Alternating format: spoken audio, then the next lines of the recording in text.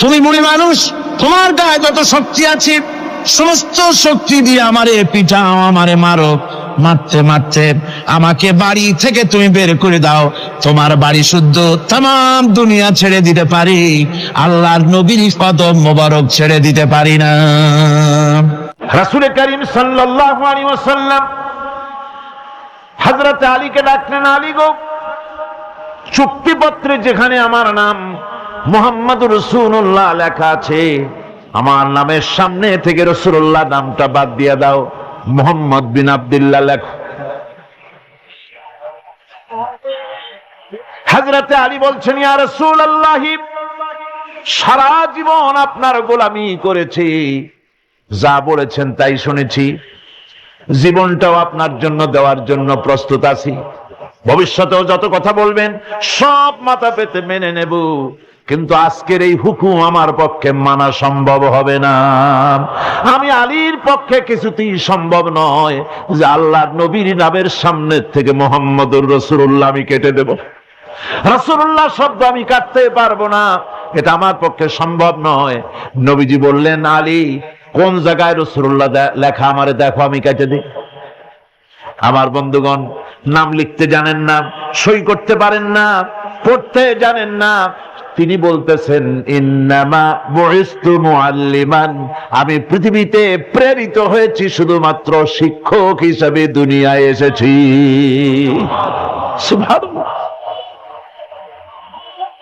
দুনিয়ার কোন শিক্ষা প্রতিষ্ঠানে আল্লাহ রাব্বুল আলামিন তার হাবিবকে পড়ান নাই, যেহেতু তিনি তো বিশ্ব নবী। আমার নবী কি নবী? জোরে কন না, কি নবী? আপনার আমার নবী বিশ্ব নবী। বিশ্ব নবী সাধারণ মানুষের কাছে কি পড়বে? যে পড়াবে তার মগজ তো ছোট, তার জ্ঞান তো সীমিত। সীমিত জ্ঞান দিয়া বিশ্ব নেতারে কি শিখাবে, বিশ্ব নবীরে কি শিখাবে? এই জন্য আল্লাহ রাব্বুল আলামিন বিশ্ব নবীর শিক্ষক আল্লাহ পাক নিজে হয়ে গেলেন। কোরআনে কারীম বলছে, যখনই নবীদের জ্ঞানের কথা এসেছে তখনই আল্লাহ পাক বলেছেন আমি জ্ঞান দিয়েছি। লক্ষ্য করুন, হযরত ইব্রাহিম আলাইহিস সালাম তার পিতাকে ডেকে বলছেন, ইয়া আবাতি ইন্নী ক্বাদ জাআনি মিনাল ইলমি মা লাম ইয়াতিকা ফাত্তাবি'নি আহদিকা সিরাতান সাবিয়্যা। হে পিতা, বিশ্বাস করো, আমার কাছে এমন এক জ্ঞান এসেছে যা তোমার কাছে নাই, যা তোমার কাছে আসে না। তুমি আমার অনুসরণ করো, আমি তোমার সোজা পথ দেখাই দেবো। সুবহানাল্লাহ। তুমি আমাকে অনুসরণ করো, যেহেতু আমার কাছে যে জ্ঞান আসছে ওই জ্ঞান তোমার কাছে নাই। ইব্রাহিম আলাইহিস সালামের কাছে কার জ্ঞান আসছে? আল্লাহ রাব্বুল আলামিনের জ্ঞান। লূত আলাইহিস সালাম কি নবুয়ত প্রদান করে আল্লাহ রাব্বুল আলামিন বলছেন, ওয়ালুতান আতাইনাহু হুকমান ওয়া ইলমা। আমি লূতকে আমার পক্ষ থেকে জ্ঞান দান করেছি, হিকমত দিয়েছি, বিজ্ঞান শিক্ষা দিয়েছি, আমি তাকে ইলম দান করেছি। সুবহানাল্লাহ, আমি তাকে ইলম দিয়েছি। মুসা আলাইহিস সালাম সম্পর্কে আল্লাহ পাক বলেন, ওয়ালাম্মা বালাগা আশুদ্দাহু ওয়াস্তাওয়া আতাইনাহু হুকমান ওয়া ইলমা। মুসা আলাইহিস সালাম যখন বয়স সন্ধিক্ষণে পৌঁছে গেলেন, যখন তিনি পূর্ণ বয়স প্রাপ্ত হলেন এবং তিনি যখন নিজেকে সম্পূর্ণ লালন পালন করার কাজ যখন তার সম্পূর্ণ হয়ে গেল, আমি তখন আমার পক্ষ থেকে তাকে ইলম দান করেছি, জ্ঞান দান করেছি, হিকমত দিয়েছি, জ্ঞান দিয়েছি। রাসূল করিম সাল্লাল্লাহু আলাইহি ওয়াসাল্লাম সম্পর্কে আল্লাহ পাক বলছেন, ওয়ালা ইনিত্তাবা'তা আহওয়াআহুম বা'দাল্লাযী জাআকা মিনাল ইলম মা লাকা মিনাল্লাহি মিন ওয়ালিয়্যিন ওয়ালা নাসীর। তুমি যদি জ্ঞান লাভের পরও তাদের প্রবৃত্তির অনুসরণ করো, তাহলে আল্লাহর কাছ থেকে তোমাকে রক্ষাকারী কেউ থাকবে না, কোনো সাহায্যকারী তুমি পাবে না। আমি যে জ্ঞান তোমাকে দিয়েছি এটারই অনুসরণ করো। এর মধ্যেই মুক্তি, বিশ্ববাসীর মুক্তি এই জ্ঞানের অনুসরণের ভেতরে। প্রত্যেক জাতির জন্য আল্লাহ রাব্বুল আলামিন নিজের পক্ষ থেকে রাসূল পাঠিয়েছেন। আল্লাহ পাক বলেছেন ওয়ালিকুল্লি উম্মাতির রাসূল, প্রত্যেক জাতির জন্য আমি রাসূল প্রেরণ করেছি। এমন কোন জাতি নাই যার কাছে নবী রাসূল পাঠানো হয় নাই। ওয়া ইম মিন উম্মাতিন ইল্লা খালা ফিহা নাযীর, সমস্ত নবীদের কাছে, সমস্ত উম্মতের কাছে, জাতির কাছে আমার পক্ষ থেকে আমি নবী পাঠাইছি। কোন সুবহানাল্লাহ। কেউ যেন বলতে পারে না যে আমরা আল্লাহর পক্ষ থেকে কোনো দাওয়াত পাই নাই, আল্লাহর পক্ষ থেকে সত্যকে চেনার কোনো রাস্তা পাই নাই। এই জন্য প্রত্যেক নবীদের, প্রত্যেক উম্মতের জন্য, জাতির জন্য আল্লাহ সুবহানাহু ওয়া তাআলা তিনি নবী পাঠিয়েছেন নিজের পক্ষ থেকে, হেদায়েত পাঠিয়েছেন নিজের পক্ষ থেকে। এই নবীদেরকে পাঠাবার উদ্দেশ্য কি ছিল?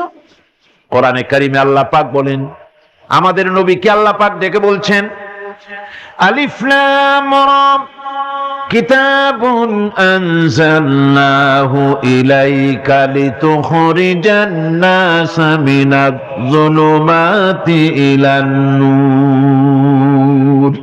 আলিফ লাম রা কিতাবুন আনজালনাহু ইলাইকা লিতুখরিজান নাসা মিনাজ যুলুমাতি ইলান নূর। এই কিতাব আমি আপনার উপর অবতীর্ণ করেছি। এ হচ্ছে একখানা কিতাব, এই কিতাবখানা আমি আপনার প্রতি অবতীর্ণ করেছি। এই জন্য করেছি কিতাব অবতীর্ণ যাতে করে মানব মণ্ডলীকে পঞ্জীভূত অন্ধকারের ভিতর থেকে বের করে আলোর দিকে নিয়ে আসতে পারেন। এ বিশ্ব হচ্ছে অন্ধকারে ভরা। পৃথিবীতে মানব রচিত যত মতবাদ আছে সব হচ্ছে অন্ধকার। সবগুলি কি? অন্ধকার। এই অন্ধকারের ভিতর থেকে আলোর দিকে নিয়ে আসবেন। আলো হচ্ছে কি? ইসলাম। আলো হচ্ছে কোরআন। কোরআনের দিকে নিয়ে আসবে, ইসলামের দিকে নিয়ে আসবে। সেই জন্য আমি আপনার প্রতি এই কোরআন অবতীর্ণ করেছি। আমার ভাইয়েরা, সকল আসমানি কিতাবের উপরে আমাদের ঈমান আনা লাগবে। শুধুমাত্র কোরআন শরীফের উপরে নয়, সকল কিতাবের উপর ঈমান আনতে হবে। কোরআনকে যেমন মানি, মুহাম্মদ সাল্লাল্লাহু আলাইহি ওয়াসাল্লামকে যেমন মানি, সব নবীদের উপরে ওই রকম ঈমান আনতে হবে। কোরআন যেমন মানি ওই রকম করে সমস্ত কিতাবের উপরে ঈমান আনতে হবে। এটার শর্তই দেওয়া হয়েছে, মুমিন হচ্ছে তারা ওয়াল্লাযীনা ইউমিনুনা বিমা উনজিলা ইলাইকা ওয়া মা উনজিলা মিন ক্বাবলিক। মুমিন হচ্ছে সেই সব লোক, মুত্তাকি হচ্ছে তারা যারা তোমার উপরে নাজিলকৃত কিতাবের উপর ঈমান এনেছে এবং এর আগে যত কিতাব আসছে সমস্ত কিতাবের উপর ঈমান এনেছে। তারাই হচ্ছে মুত্তাকি, তারাই হচ্ছে মুমিন। আল্লাহ পাক বলেন নাজ্জালা আলাইকাল কিতাবা বিল হাক্কি মুসাদ্দিকান লিমা বাইনা ইয়াদাইহি। আল্লাহ তোমার প্রতি সত্য সহকারে যে কিতাব নাজিল করেছেন আর এর পূর্বে আগত সকল কিতাবের উপরে এর সত্যতা প্রমাণ করে। এ কোরআন হচ্ছে আগের যত কিতাব নাজিল হয়েছে সমস্ত কিতাবের সত্যতা প্রমাণকারী কিতাব। এই জন্য মুমিনদেরকে বলতে বলা হয়েছে কুল আমান্না বিল্লাহি ওয়া মা উনজিলা আলাইনা ওয়া মা উনজিলা আলা ইসহাকা ওয়া ইয়াকুব ওয়াল আসবাত। বলো আমরা ঈমান এনেছি আল্লাহর প্রতি, আমাদের প্রতি অবতীর্ণ কিতাবের প্রতি, আর ইব্রাহিম, ইসমাইল, ইসহাক, ইয়াকুব এবং তার আওলাদদের প্রতি যে কিতাব অবতীর্ণ হয়েছে সমস্ত কিতাবের উপর আমরা ঈমান এনেছি। وما أوتي موسى وعيسى والنبيون من ربهم لا نفرق بين أحد منهم ونحن له مسلمون। আর মুসা, ঈসা, অন্যান্য নবীদের উপরে যত কিতাব অবতীর্ণ হয়েছে সমস্ত কিতাবের উপরে আমরা ঈমান আনতেছি। আর আমরা হচ্ছি আল্লাহ পাকের আজ্ঞাবহ, আমরা হচ্ছি আল্লাহ পাকের বান্দার মধ্যে আমরা শামিল। আল্লাহ পাক বলছেন এই পৃথিবীতে আমি যত নবী পাঠাইছি সমস্ত নবীদের সাথে তিনটা জিনিস দিয়েছি। কয়টা জিনিস? তিনটি জিনিস দিয়েছি সমস্ত নবীদের। লাকাদ আরসালনা রুসুলানা বিল বাইয়িনাতি ওয়া আনজালনা মাআহুমুল কিতাবা ওয়াল মিজানা লিয়াকুমান নাসু বিল কিসত। নিঃসন্দেহে আমি নবীদেরকে স্পষ্ট নিদর্শনাদি সহ এই পৃথিবীতে পাঠিয়েছি এবং সেই সঙ্গে তাদেরকে কিতাব দিয়েছি আর তাদেরকে মিজান দান করেছি, বাইয়িনাত দান করেছি। তিনটা জিনিস দিয়েছি, এক দিলাম বাইয়িনাত, আর এক দিলাম কিতাব, আর এক দিলাম মিজান। কয়টা হলো? তিনটা। বাইয়িনাত কি? বাইয়িনাত হলো, বাইয়িনাত বলা হয় এমন জিনিসগুলি কি যা একজন নবীর আচার আচরণ দেখে বুঝতে পারা যায় নিঃসন্দেহে ইনি আল্লাহর নবী। সুবহানাল্লাহ। এটাই হচ্ছে বাইয়িনাত। তার চরিত্র, তার আচার আচরণ, এগুলি প্রমাণ করে তিনি নবী। আমার বন্ধুগণ, হযরতে খাদিজা রাদিয়াল্লাহু তাআলা আনহা যখন ইসলামের দাওয়াত পেয়েছিলেন, আল্লাহর নবীর পক্ষ থেকে যখন দাওয়াত পেলেন, নবুয়তের তাওহীদের যখন দাওয়াত পেয়েছিলেন, একজন স্ত্রী হিসেবে তার স্বামীর প্রতি এত শ্রদ্ধা, স্বামীর প্রতি এত ভক্তি শ্রদ্ধা, অনাবিল ভক্তি শ্রদ্ধা, যার কারণে হযরতে খাদিজা একটা মুহূর্তের জন্য, এক সেকেন্ডের জন্য দেরি করেন নাই, কোনো প্রশ্ন তোলেন নাই যে আপনি নবী হইলেন কেমনে, অথবা আপনার মধ্যে তো এই এই জিনিস দেখছি, আপনি নবী হইলেন কেমনে, এমন কোন কথা বলেন নাই। যখনই নবুয়তের তাওহীদের দাওয়াত পেলেন, মা খাদিজাতুল কুবরা সঙ্গে সঙ্গে তিনি পড়ে নিলেন লা ইলাহা ইল্লাল্লাহু মুহাম্মাদুর রাসূলুল্লাহ। নবী করিম সাল্লাল্লাহু আলাইহি ওয়াসাল্লাম বলেছেন, আকাশের নিচে জমিনের উপরে খাদিজার মতো উত্তম মহিলা পৃথিবীতে আর নাই। কি সম্মান আল্লাহ পাক তাকে দিয়েছেন! আল্লাহ পাক নিজে হযরতে খাদিজাকে সালাম জানিয়েছেন। সুবহানাল্লাহ বলবেন। হেরা পাহাড়ে হযরতে জিবরাইল আলাইহিস সালাম নবীজির সঙ্গে কথা বলছেন, ওহী নিয়ে এসেছেন। কিছুক্ষণ পরে হযরতে জিবরাইল বলেন, ইয়া রাসূলুল্লাহ, আমি দেখতে পাচ্ছি খাদিজা আপনার জন্য খানা নিয়ে আসতেছেন।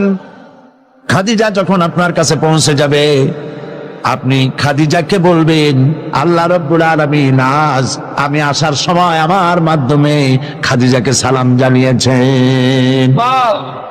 হযরতে খাদিজা যখন নবীজির কাছে পৌঁছে গেছেন, আল্লাহর নবী বলেন, খাদিজা, তোমার জন্য আজকে একটি সুসংবাদ আছে। তিনি বললেন, আমার জন্য কি খবর, কি সুসংবাদ? হযরতে রাসূল বলছেন, খাদিজা শোনো, এইমাত্র জিবরাইল আমার কাছে চলে গেলেন, আর জিবরাইল বলে গেলেন, আল্লাহ রাব্বুল আলামিন তোমাকে সালাম জানিয়েছেন। হযরত খাদিজা ডুকরে কেঁদে উঠলেন। তিনি বললেন, ইয়া রাসূলুল্লাহ, আমার মানব জন্ম সার্থক হয়ে গেছে, আল্লাহ আমারে সালাম জানাইছেন, এর চাইতে সৌভাগ্য আমার জীবনে আর কিছুই নাই। তবে নবীজি, আল্লাহর সালামের জবাব কেমনে দিতে হয় আমি জানি না, আপনি দয়া করে আমার পক্ষ থেকে আল্লাহর সালাম যেমনে দিলে আল্লাহ খুশি হয় তেমনি আপনি দিয়া দিবেন। কি মহব্বত স্বামী আর স্ত্রীর ভিতরে ছিল। হযরতে খাদিজা হযরতে রাসূল করিম সাল্লাল্লাহু আলাইহি ওয়াসাল্লাম, নবী করিম সাল্লাল্লাহু আলাইহি ওয়াসাল্লামের ঘরে হযরত খাদিজা যতদিন ছিলেন আরেকটি বিবাহ তিনি করেন নাই। হযরত আয়েশা বলছেন, নবীজি আমার কাছে ঘুমানো ছিলেন, গভীর রাত্রে আমার ঘুম ভেঙে গেল। আমি চিন্তা করলাম নবীজি কোথায় গেলেন, মনে করলাম অন্য কোন স্ত্রীর ঘরে গেছে নাকি। আমি খুঁজতে লাগলাম, কোন ঘরে পাওয়া গেল না। খুঁজতে খুঁজতে অবশেষে আমি নবীজিকে পেলাম রিয়াদুল জান্নাতের ভেতরে, মসজিদে নববীর জান্নাতের টুকরার ভেতরে বসে নবীজি মোনাজাত করতেছেন। আমিও পিছনে আল্লাহর দরবারে হাত তুললাম। নবীজি বলতেছিলেন, রব্বুল আলামিন কঠিন ওই হাসরের ময়দানে মা তার সন্তান ভুলে যাবে, তার সন্তান ভুলে যাবে, স্বামী তার স্ত্রীকে হারায় ফেলবে, স্ত্রী তার স্বামীকে চিনবে না। ওই কঠিন হাসরের ময়দানে আল্লাহ আমি যেন আমার খাদিজারে হারাইয়া না যাই। মুনাজাত শেষ হওয়ার পর হযরত আয়েশা বলেন, ইয়া রাসূলুল্লাহ, খাদিজা এই বুড়ির কথা এখনো কেন আপনার মনে পড়ে? খাদিজার পরে কুমারী মেয়েও তো আপনি বিয়ে করেছেন, খাদিজার কথা কেন বুড়ির কথা বলতে পারেন না? নবীজি বলেন, আয়েশা রে, খাদিজার সম্পর্কে এরকম কথা আর তুমি বলবে না। তোমরা জানো না, তোমরা সবাই আমার সুদিনের স্ত্রী, আর খাদিজা আমার এমন সময়ের স্ত্রী যখন এই মক্কা নগরীতে মুহাম্মদ সাল্লাল্লাহু আলাইহি ওয়াসাল্লামের পাও রাখার জায়গা ছিল না। হযরত আয়েশা বললেন, ইয়া রাসূলুল্লাহ, আমি ক্ষমা চাই, আমাকে মাফ করে দিন, আমি খাদিজার সম্পর্কে এমন কথা আর উচ্চারণ করব না, তবে খাদিজার সম্পর্কে আমারে কিছু কথা শোনান। হযরতে নবীজি বলেন, আয়েশা রে, শোনো, আমার সঙ্গে বিবাহের পর খাদিজার ধনসম্পত্তি যা ছিল আল্লাহর রাস্তায় সব উজাড় করে দিয়েছে। কতদিন না খেয়ে থেকেছে, একদিনের জন্য বলে নাই আপনার সাথে বিয়ে হয়েছে বলে আজ আমি না খাইয়ে আসি। সারাদিন সারা রাত দাওয়াতের কাজ করে আমি যখনই দরজার কাছে ফিরেছি, যত রাত হোক না কেন, একবার বলেছি খাদিজা, অমনি দরজা খুলে গেছে। আমি প্রশ্ন করেছি, খাদিজা, যত রাত্রে আসলাম একদিনও দুইটা দাগ দেওয়া লাগলো না, তুমি কি ঘুমাও না? হযরতে খাদিজা বলেছেন, ইয়া রাসূলুল্লাহ, আপনি দিনের দাওয়াতের জন্য ব্যস্ত, কষ্ট করেন, আমি মনে মনে ভাবি আমি যদি ঘুমায় থাকি রাতের বেলায়, আর নবীজি যদি দরজার কাছে এসে খাদিজা খাদিজা বলে ডাকাডাকি করেন, উঠতে যদি আমার দেরি হয় আল্লাহর নবীর সঙ্গে বেয়াদবি হয়ে যাবে, এইটা মনে করে বিছানায় না ঘুমাইয়া যতক্ষণ আপনি না ফেরেন এই দরজাটার সাথে পিঠ লাগাইয়া দাঁড়াইয়া দাঁড়াইয়া ঘুমায়। হযরত আয়েশা বলেছেন, আমাদের ঘরে রান্না বান্না তেমন হতো না, আমাদের ঘরে তেমন গোশত খাওয়ার সুযোগ আমাদের কিসমতে তেমন হতো না। যদি কোনোদিন আমাদের ঘরে দুম্বা বা ছাগল জবাও হতো, গোশতগুলি নবীজি কেটে ভাগ করে সমস্ত স্ত্রীদের ঘরে দিয়ে দিতেন। এরপরে একটা কয়েকটা গোশতের টুকরা একটা টুকরায় নিয়ে হযরত খাদিজা মদিনার অলিতে গলিতে ঘুরে বেড়াতেন। খাদিজার কোন বান্ধবী পাওয়া যায় কিনা? সুবহানাল্লাহ। নবী করিম সাল্লাল্লাহু আলাইহি ওয়াসাল্লাম তার স্ত্রীদেরকে ভাবে ভালোবাসতেন, আর স্ত্রীরাও নবীর জন্য এভাবে ভালোবাসতেন, ভালোবাসা দিতে। স্ত্রী অধিকার ইসলাম দিয়েছে, আর কেউ দিতে পারে নাই। আর এই স্ত্রীদের মধ্যে সব থেকে উত্তম স্ত্রীকে নবীজি বলেছেন, আদ-দুনিয়া কুল্লুহা মাতাউন ওয়া খায়রুল মাতাইদ দুনিয়া ইমরাতুস সালিহা। দুনিয়ার সবকিছু এর মধ্যে উত্তম নিয়ামত হচ্ছে পতিপরায়ণা। সুবহানাল্লাহ। হুজুর বলেছেন, তিনটি জিনিস আমি পছন্দ করি, তিনটি জিনিস আমার প্রিয়। একটি হলো নামাজ, একটি হলো সুগন্ধ, আর একটি হলো স্ত্রী। সুবহানাল্লাহ। এই স্ত্রীকে সমান অধিকার দিয়েছে নবীজি, আল্লাহর ইসলাম সমান অধিকার দিয়েছে।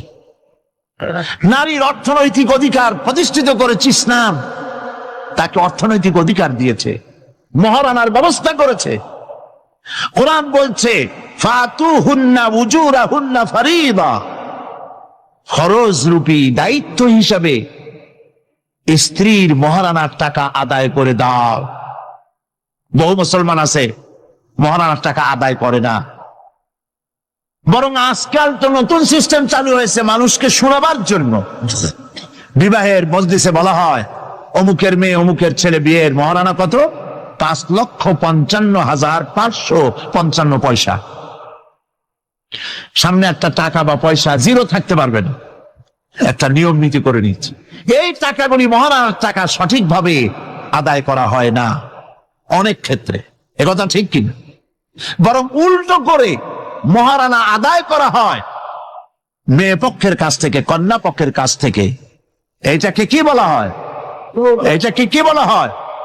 এটা হলো যৌতুক নামের কৌতুক। মেয়ে পক্ষের কাছ থেকে টাকা আদায় করা। মেয়ে পক্ষ যদি ইচ্ছে করে বর পক্ষকে যদি টাকা দেয়, পয়সা দেয়, গাড়ি দেয়, বাড়ি দেয়, কোনো আপত্তি নেই, দিতে পারে। কিন্তু ডিমান্ড করে নেওয়া, চেয়ে নেওয়া সম্পূর্ণ হারাম। কন্যার পিতার মাতা 12 বছর, 18 বছর, 20 বছর, 25 বছর লালন পালন করে কলিজার টুকরা সন্তানটাই তো দিয়ে দিল। এর চাইতে টেলিভিশন, গাড়ি বাড়ি বেশি হয় কি করে? এই যৌতুক বাংলাদেশের সর্বত্র আছে, অবশ্য চট্টগ্রামে নাই। আছে। ছেলে যদি এমএ পাস করে, ইঞ্জিনিয়ারিং পড়ে, লয়ার হয়েছে, পিতার এই ধারণাই হয় সন্তানকে পড়াতে লেখাতে যত টাকা খরচ হয়েছে কন্যা পক্ষকে কাছের থেকে আদায় করে নেব। এবং সেই জন্য বিয়ের সময় দাবি করা হয়,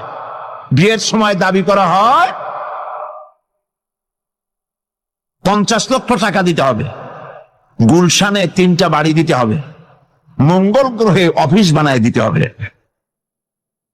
আপনার ছেলে এমএ পাস করেছে, লয়ার হয়েছে, ব্যারিস্টার হয়েছে, তো কি হয়েছে?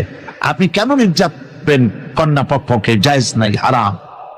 শুকরের মাংস যেমন হারাম, কন্যার কাছ থেকে জবরদস্তি করে চেয়ে ডিমান্ড করে যৌতুক আদায় করা ওরকমই হারাম। এই কাজটি কি আপনারা করবেন? এই কাজটি কি করবেন?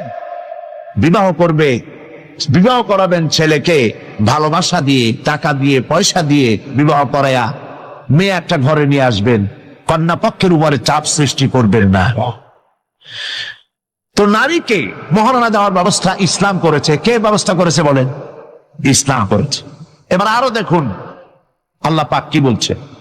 وَإِذَا آتَيْتُمْ إِحْدَاهُنَّ قِنطَارًا فَلَا تَأْخُذُوا مِنْهُ شَيْئًا। যদি তোমরা নারীদেরকে স্তূপ পরিমাণ অর্থ করি যদি দান করো, তাহলে সামান্য তার থেকে ফেরত নিও না।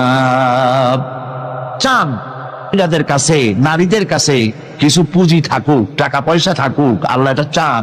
যদি তুমি কিছু দাও, তা যদি স্তূপ আকারেও হয়, তবুও সেগুলিকে ফেরত দিও না। বহু মুসলমান আছে আমাদের সমাজে, হজ করে, নামাজও পড়ে, কপালে দাগও পড়ে গেছে, তার ব্যবসা আছে, ধানি জমিনও আছে, বিবাহের সময় মেয়েকে টাকা কড়ি দিয়ে, টাকা কড়ি যৌতুক দিয়ে বিদায় করে দেয়, সম্পত্তির ভাগ দেয় না, ব্যবসারও ভাগ দেয় না। আছে না এমন? আছে কিনা? আপনি কন্যাকে ঠকালেন, এর জন্য আল্লাহর কাছে আপনাকে দায়ী হতে হবে।